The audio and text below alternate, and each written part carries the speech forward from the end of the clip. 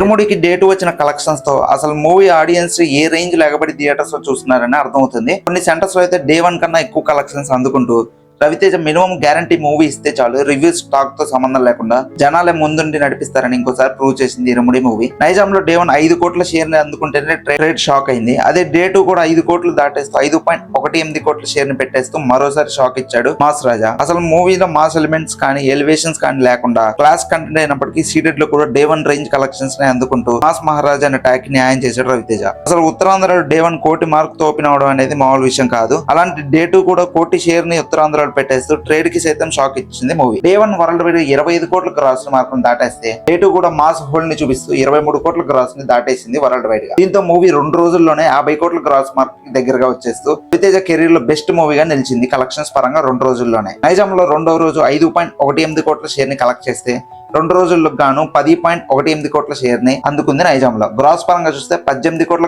Mark అయితే దగ్గరగా వచ్చింది నైజాంలో. దీంతో ఫైనల్ లో 20 కోట్ల షేర్ ని ఈజీగా అందుకుంటుంది నైజాంలో. సీడెడ్ లో 2 రోజులకు గాను 3.07 కోట్ల షేర్ ని అందుకుంది. మూవీ ఏ ఏరియాలో బ్రేక్ ఈవెన్ అయిందని నేను చెప్పను, ఎందుకంటే మూవీ రిలీజ్ అయిన ప్రతి చోట ఆ మార్క్ ని ఎప్పుడు దాటేస్తూ ఫ్యాంటాస్టిక్ ప్రాఫిట్స్ ని తెచ్చిపెట్టింది మూవీ. ఇంకా ఉత్తరాంధ్ర విషయానికి వస్తే 2.02 కోట్ల షేర్ ని అందుకుంది మూవీ. ఈస్ట్ లో 1,50,00,000 షేర్ ని అందుకుంది మూవీ. ఇంకా వెస్ట్ విషయానికి వస్తే కోటి మార్క్ ని దాటేస్తూ మూవీ అదరగొడుతుంది వెస్ట్ లో.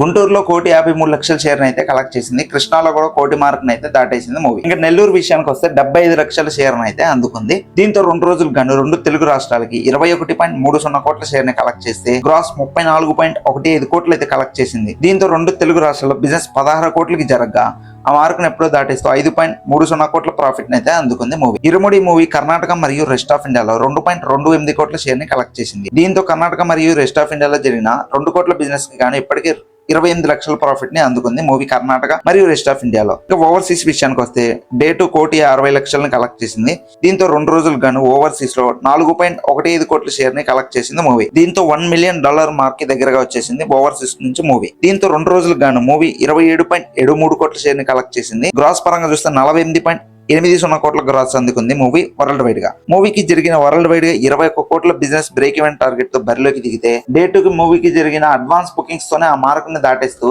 6.73 కోట్ల ప్రాఫిట్ అయితే అందుకుంది మూవీ వరల్డ్ వైడ్ గా.